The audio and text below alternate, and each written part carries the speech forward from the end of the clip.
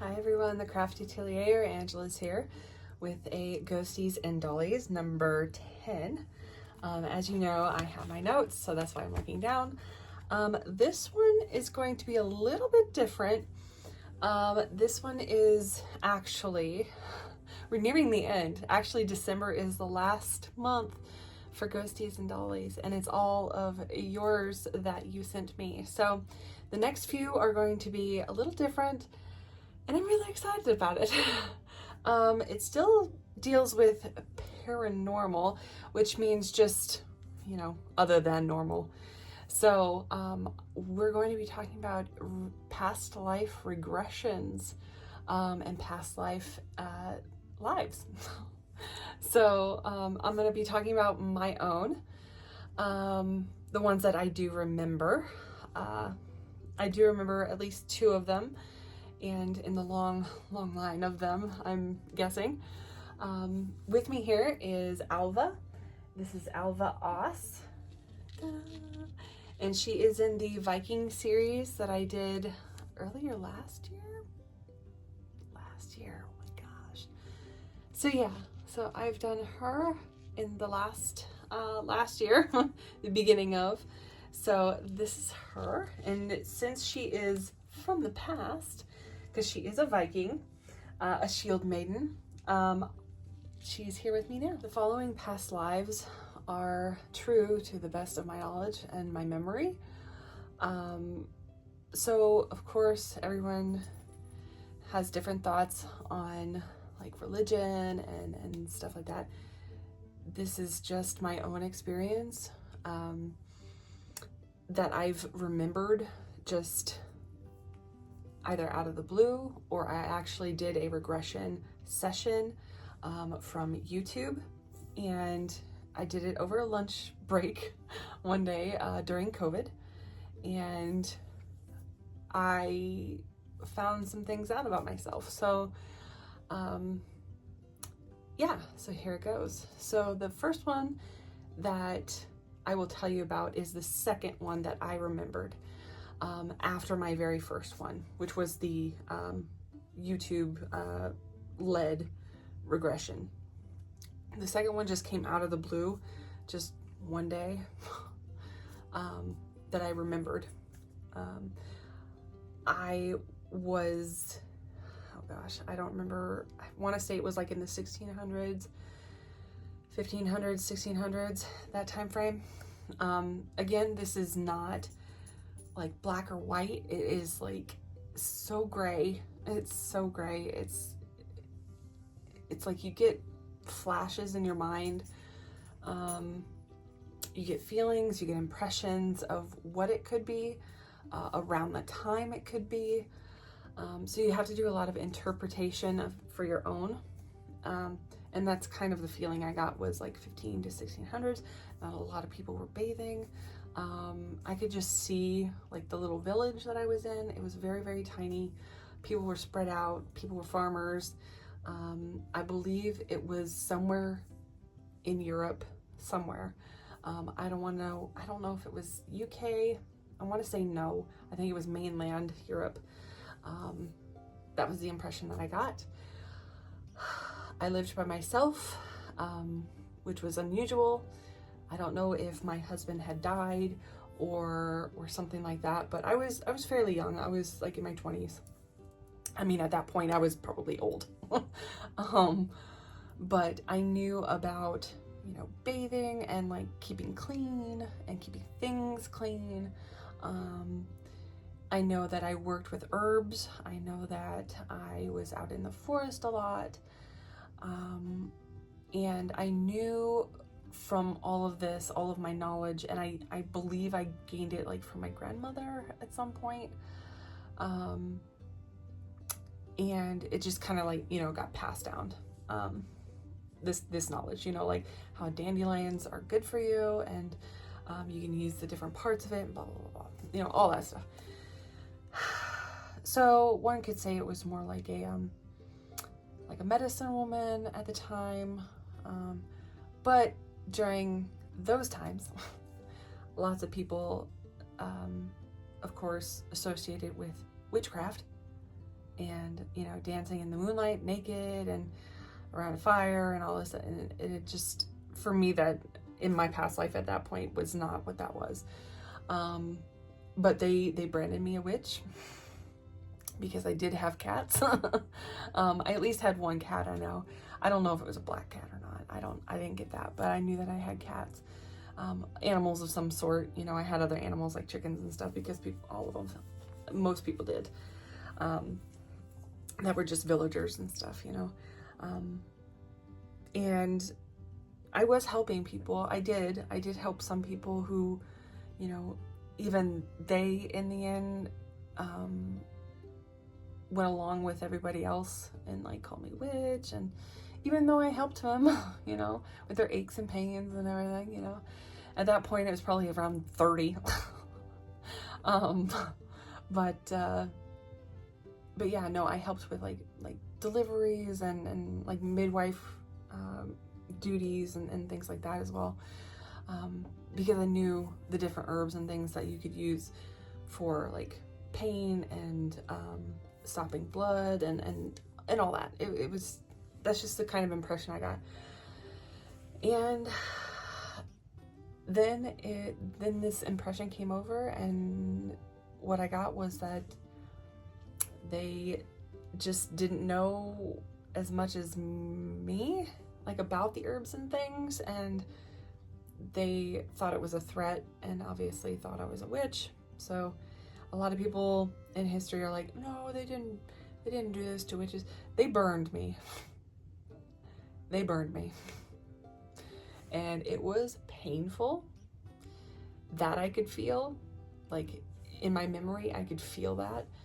And like your skin burning to a crisp. That wasn't pleasant.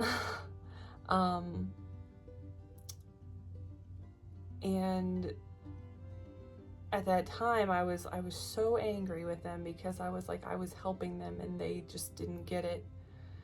They weren't as knowledgeable, I guess, as with herbs and things.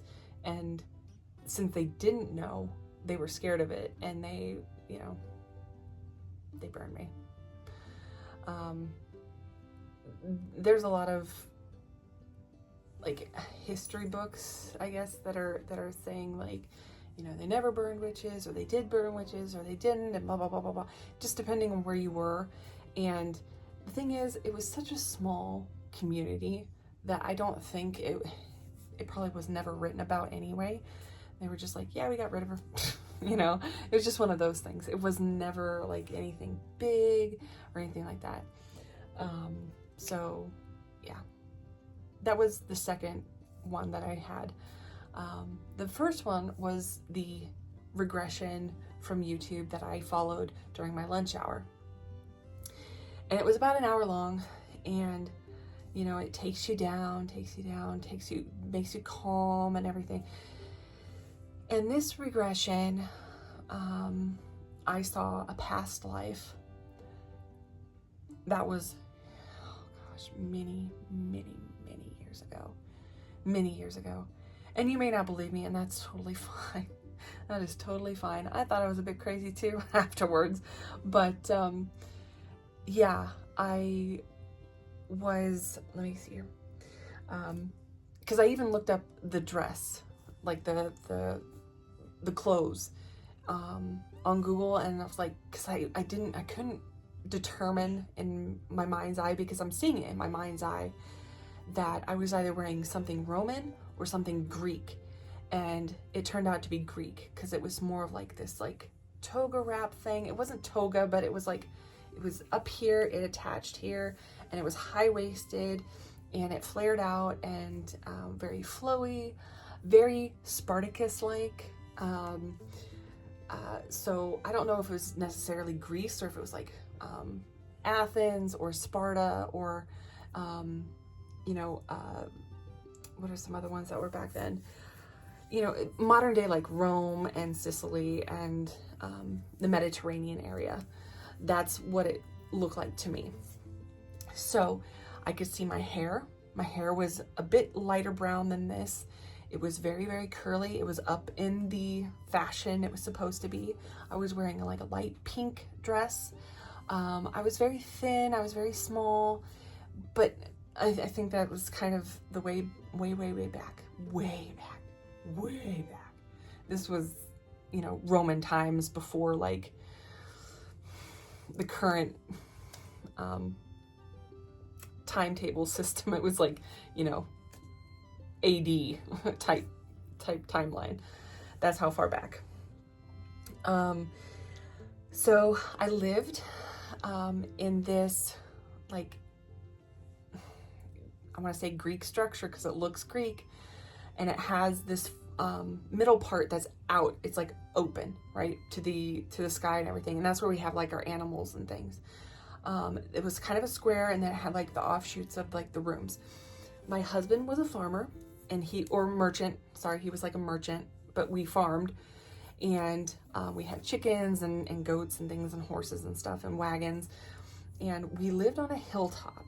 And I can remember the first thing I saw in my vision, because I'm going to call it a vision, was the mountainside, and it was this big long row of mountains to my left, to my left on this side, and it stretched forever.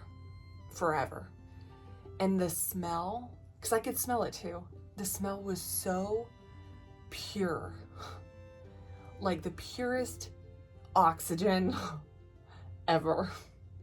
It smelled of flowers, it smelled clean, it didn't smell of smoke, it didn't smell of smog, it didn't smell of gasoline, nothing.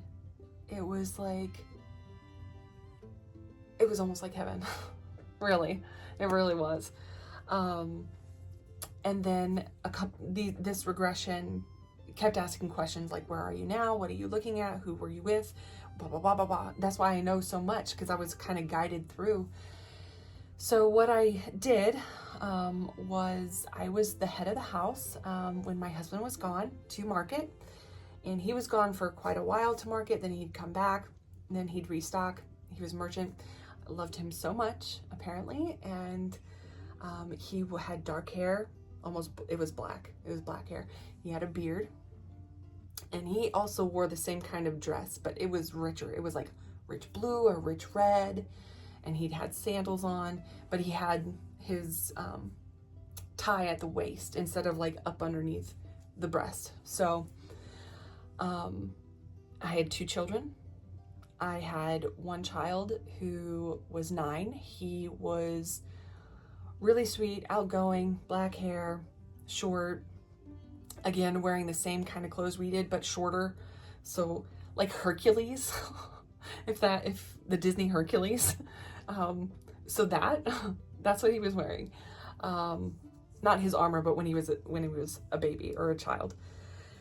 And then I had another, I believe it was a son. I believe so. Had a little bit longer hair, more blonde, a little bit lighter like mine. Kind of shy, you know, introverted, but I only kind of glimpsed that I saw that one. We did have, I'm going to call them servants, because they lived with us, and they lived their whole lives with us, and taking care of the family, the property, all that. And then they had children, and their children stayed with us as well. So it was like, you know, back then they were called slaves, but they were white. They were other Greeks. So, yeah, but we were never like mean to them or anything like that. It was very a symbiosis relationship for the, you know, different hierarchies of families. So just don't get your panties in a twist. So the next thing was, what did I do? I was in my vision, I was sewing. So I was repairing clothes. I was, you know, taking care of like dinners and basically like, you know, all the things that a wife would do in their household, you know, taking care of the children, you know, doing that kind of thing while my husband was gone.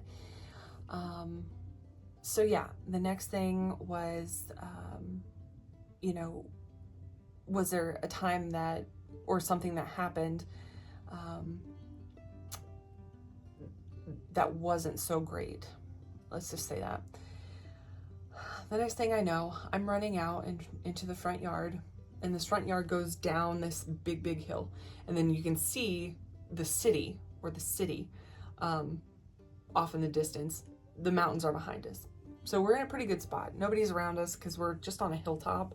So that's where we made our thing. We were not rich people. We were just kind of like, you know, high society, but not like, it's like white collar, I guess.